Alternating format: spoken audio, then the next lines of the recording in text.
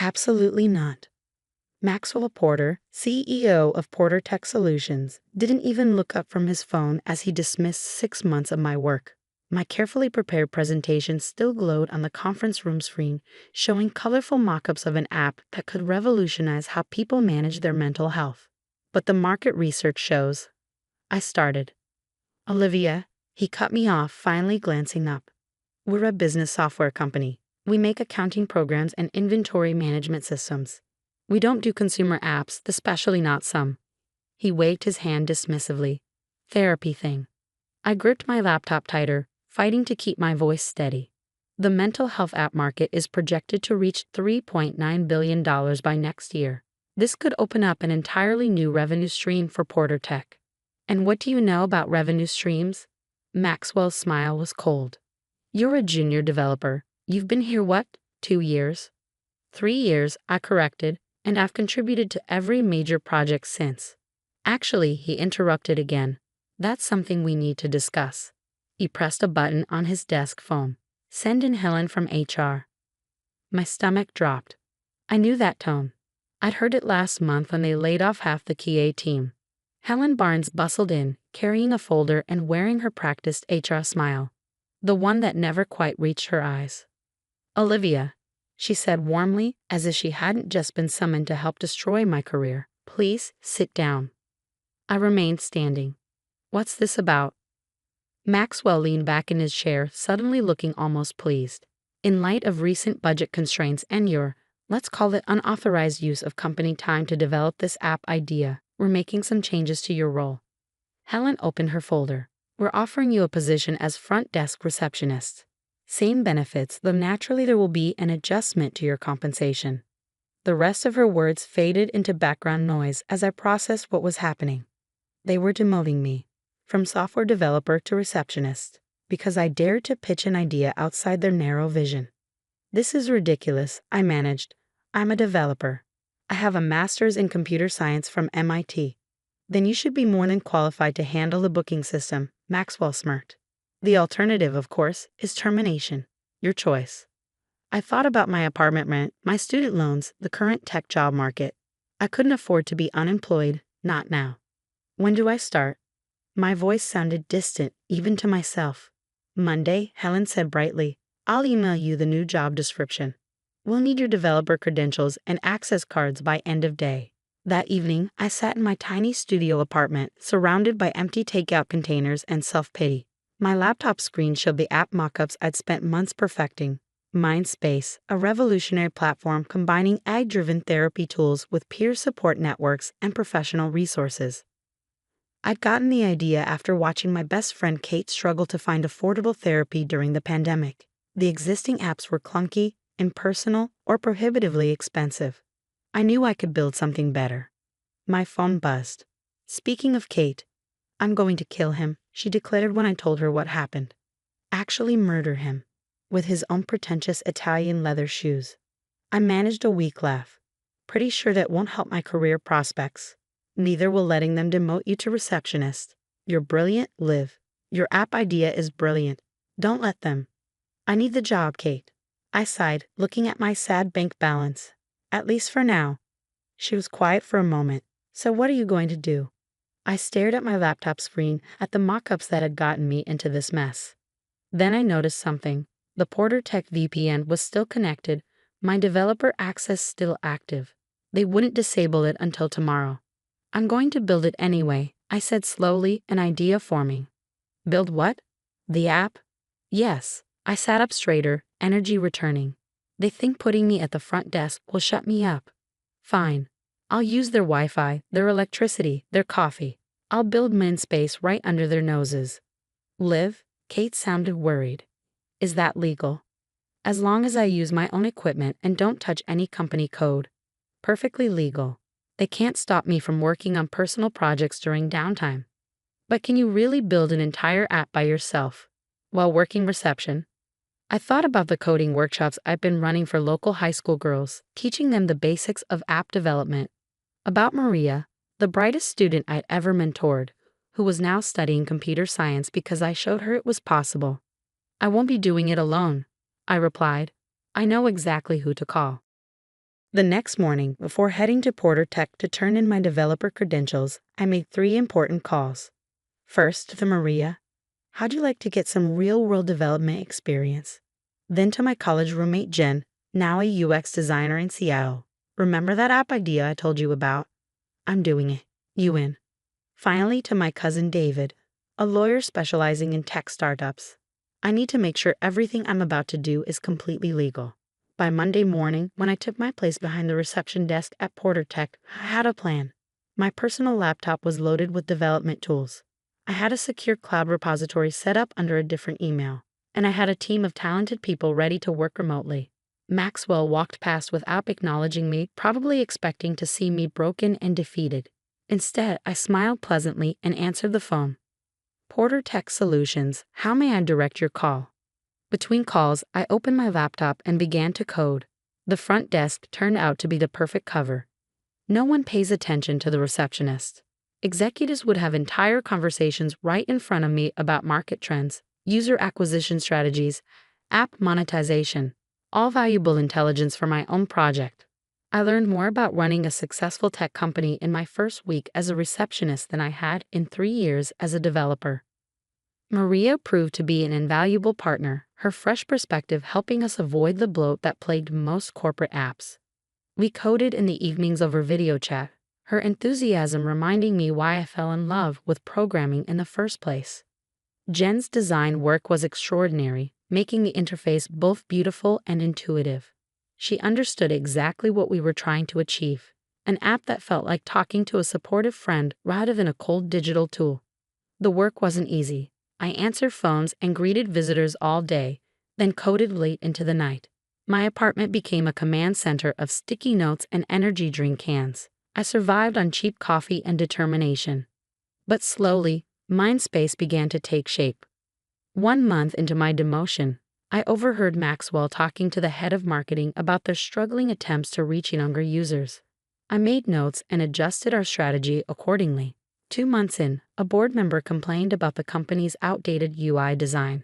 I sent screenshots to Jen, who incorporated the latest design trends into our app. 3 months in, I had a working prototype. The AI algorithms were learning, the peer support network was functioning, and our first round of beta testers, recruited carefully from outside the tech industry, were providing valuable feedback. I was exhausted but exhilarated. This was more than revenge now. This was about creating something that could genuinely help people. Then came the day that almost ruined everything. I was deep in code, fixing a bug in the notification system, when a shadow fell across my desk. I looked up to find Helen from HR, wearing that same practiced smile. "Olivia, what are you working on?" I kept my face neutral, thinking every deity I could think of that my screen was angled away from her. "Just organizing my personal emails during lunch break." She nodded, but her eyes narrowed slightly. "Remember, all computer use must be related to your reception duties." Of course, I smiled back. I'll get right back to the visitor log. That night, I called an emergency team meeting. "We need to be more careful," I told Maria and Jen over video chat. "And we need to move faster. The longer this takes, the more chances they have to shut us down." "The core features are almost ready," Maria reported. "We could launch with those and add the advanced stuff later." Jen shared her screen, showing our latest analytics. Beta user engagement is off the charts. People love it, live. They're already asking when they can share it with friends. I took a deep breath, looking at the progress we'd made. We were so close. We couldn't fail now. "Okay," I decided. "Let's set a launch date, 1 month from today." As I ended the call, a notification popped up on my screen, an email from the App Store review team. Our initial submission had been approved. Mindspace was ready for release whenever we gave the word. I glanced at my Porter Tech employee badge at the photo taken 3 years ago when I still believed in the company's mission. In 1 month, everything would change. I just had to keep my cover for a little longer. With 1 month until launch, everything that could go wrong did. First, Porter Tech installed new monitoring software on their Wi-Fi network. I discovered this when Gary from it stopped by the front desk, wearing his usual friendly smile. "Just updating security protocols," he said, typing commands into his tablet. "Too many employees using company resources for personal projects." My heart nearly stopped. They discovered Mindspace. But Gary just winked at me. Though I'm sure you're not doing anything like that, right, Olivia? I forced a laugh, mind racing. I'd need to route all development traffic through a secure VPN now. More carefully, more slowly. Time we didn't have. That evening, during our team video call, Maria had more bad news. There's a bug in the peer support matching algorithm, she reported, sharing her screen to show lines of problematic code. It's not properly filtering inappropriate content. If we launch like this, we'd be putting vulnerable users at risk. I finished, rubbing my tired eyes. How long to fix it? At least 2 weeks of dedicated work. 2 weeks we didn't have. But we couldn't launch with broken safety features. Mindspace was meant to help people, not harm them. Then Jen spoke up, her voice hesitant. There's something else. A new mental health app just launched, called MindMender. She sent us the link. My stomach dropped as I scrolled through their website. The interface was different, but the core concept was eerily similar to Mindspace. How is this possible? Maria asked. Did someone leak our idea? I thought back to all the conversations I'd overheard at the front desk, all the executives who'd walked past while I was coding. No, I said slowly. But Porter Tech's offices are full of people who saw my presentation. The next day, I paid closer attention to office gossip. It didn't take long to confirm my suspicions. Maxwell Porter's nephew had just launched a startup, a mental health app startup. They hadn't just rejected my idea. They'd stolen it. During lunch break, I did some digging. MindMender had raised $2 million in seed funding. Their launch was being covered by major tech blogs. And their founder, James Porter, was being hailed as a visionary entrepreneur. I wanted to scream. Instead, I called David my lawyer cousin. Can they do this? I demanded. Just steal my idea. Ideas aren't copyrightable, he reminded me gently, unless you can prove they used your actual code or designs. Which I can't, because they just took the concept. I slumped in my chair. So what do I do? Build something better, he said simply. You've been working on this for months. You understand the problem deeper than someone who just copied an idea. Use that. He was right. MindMender was sleek but superficial. Their ad responses were generic. Their peer support system was basically just a chat room. They'd built what they thought people wanted, not what people actually needed. That night, I gathered the team. Change of plans, I announced. We're not rushing to launch anymore. We're going to take the time to do this right. We spent the next week refining every feature. Maria rebuilt the matching algorithm from scratch, making it smarter and safer. Jen redesigned the interface to be more intuitive, more human. I worked through lunches, stayed late after my reception shift, coded through weekends. My apartment became a cave of coffee cups and takeout containers. Kate started dropping off actual meals, worried I'd get scurvy. You need to take care of yourself, she insisted. Isn't that what your app is all about? She had a point, so I started using Mindspace myself, testing each feature as we built it. The AI therapy tools helped me manage stress. The peer support network connected me with others building startups while working day jobs. Slowly, something unexpected happened. Watching MindMender succeed stopped feeling like failure. Instead, it clarified our mission. We weren't just building an app anymore. We were building a community, but corporate espionage wasn't done with us yet. One morning, about 2 weeks before our new launch date, I arrived at work to find someone had been through my desk. Nothing was obviously missing, but things were slightly out of place. My laptop's position had shifted by a few inches. I checked the security footage from my phone's hidden camera, installed after Helen's warning visit. At 3 a.m., a figure had entered the lobby using an executive key card. They'd spent 20 minutes going through my desk drawers.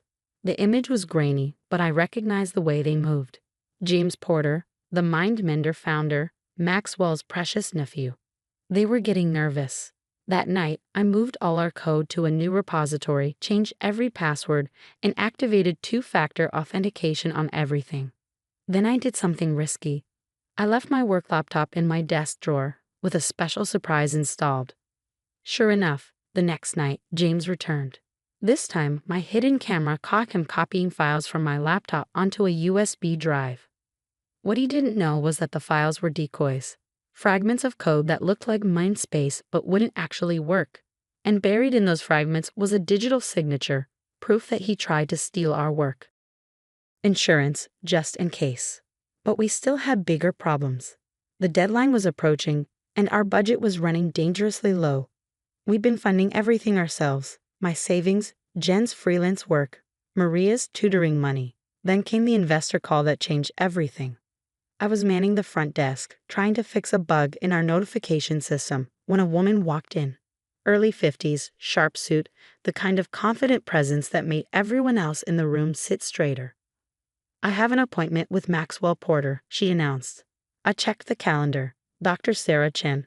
"From Horizon Ventures?" She nodded, and I felt my heart skip. Horizon Ventures was one of the biggest players in health tech investment. As I called up to Maxwell's office, I noticed Dr. Chen glancing at my laptop screen. I quickly minimized my code window, but not before she raised an eyebrow. "Interesting architecture," she commented. "Building something." Before I could respond, Maxwell burst out of the elevator, all smiles and handshakes. "Sarah, wonderful to see you. Let me tell you about some exciting opportunities." They disappeared into the conference room, but not before Dr. Chin gave me a final, thoughtful look. That afternoon, after they finished their meeting, Dr. Chen stopped by my desk. "That looked like a therapy application you were working on," she said quietly, "with some unique security implementations I haven't seen before." I hesitated, then decided to take a risk. "Would you like to see more?" For the next 15 minutes, I showed her Mindspace, the learning algorithms, the sophisticated content filtering, the peer support network that matched users based on shared experiences rather than generic categories. "This is impressive," she said finally, "especially for someone working from a reception desk." She handed me her card. "Call my office tomorrow. Let's talk properly." That night, I barely slept.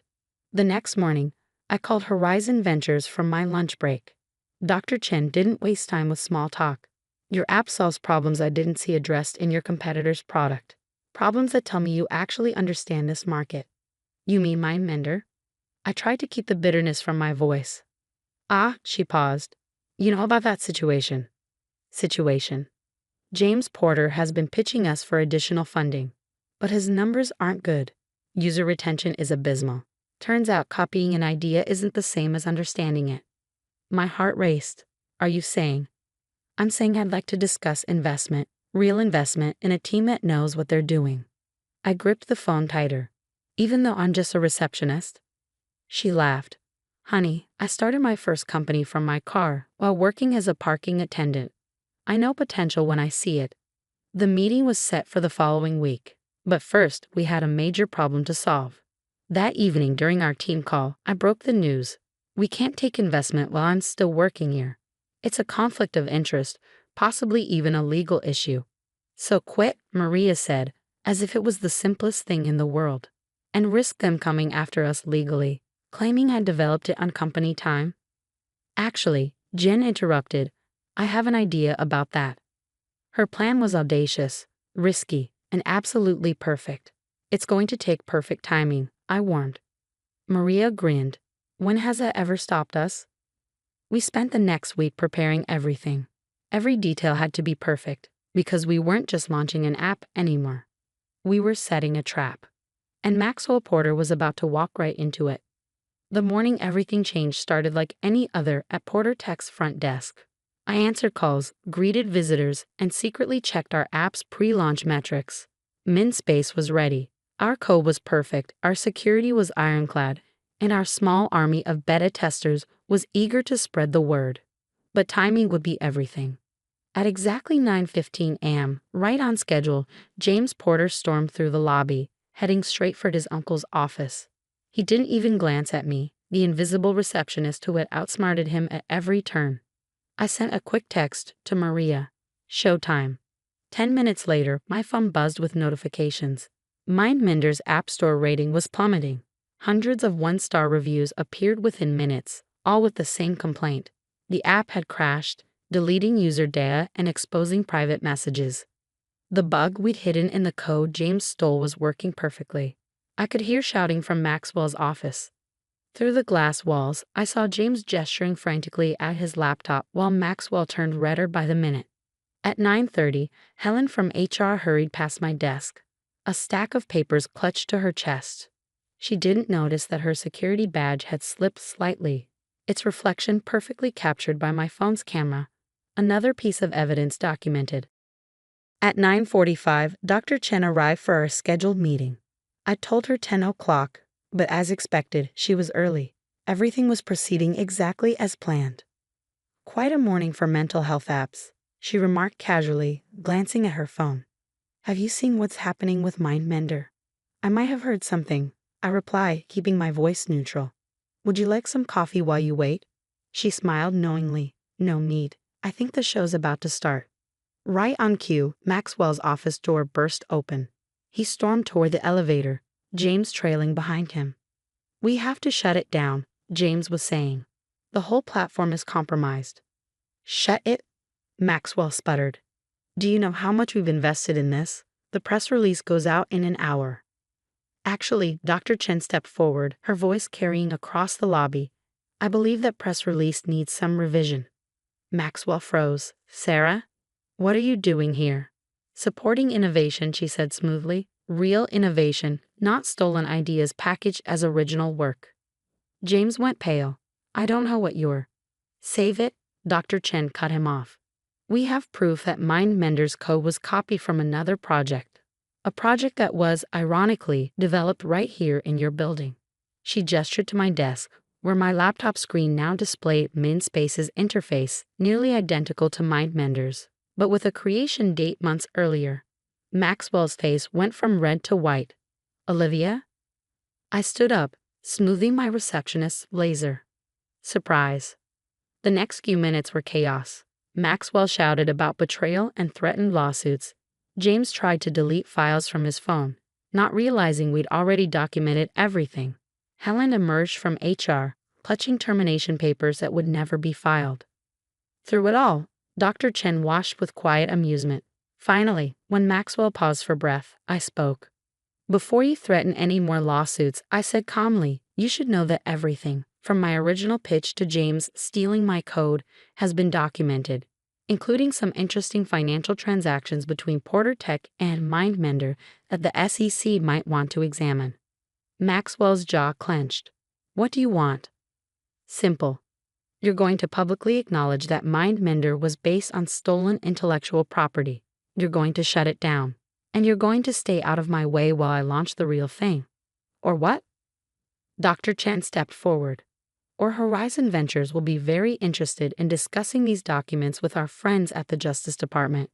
The silence that followed was deafening. Then something unexpected happened. From the elevator, a slow clap began. Standing there was Gary from it, grinning broadly. I wondered how long it would take him to figure it out, he said, walking over. By the way, boss, you should know that Olivia's been running her development through a private VPN. Never touch the company network. Totally legal. I checked. Maxwell looked like he might explode. You knew about this. Knew about it? I helped secure it. See, some of us actually care about innovation. Gary turned to me. Need a job. My startup could use a developer with your skills. Before Maxwell could respond, his phone chimed. Then mine. Then everyone's phones in the lobby. Breaking tech news. MindSpace launches.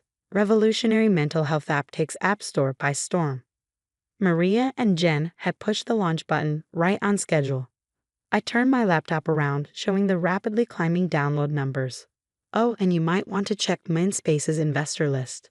Dr. Chen isn't the only one who believes in original ideas. The names scrolled past: major venture capital firms, tech industry leaders, mental health professionals. We'd spent weeks quietly building support, preparing for this moment. Maxwell sank into a lobby chair, defeated.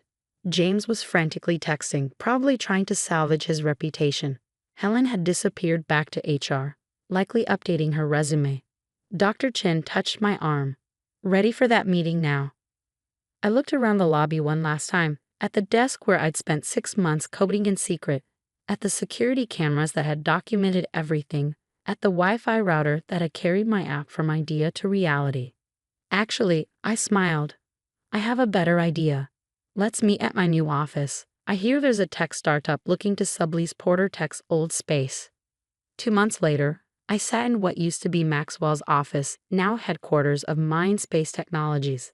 Our app had passed 5 million downloads. Major healthcare providers were licensing our platform. And most importantly, we were actually helping people.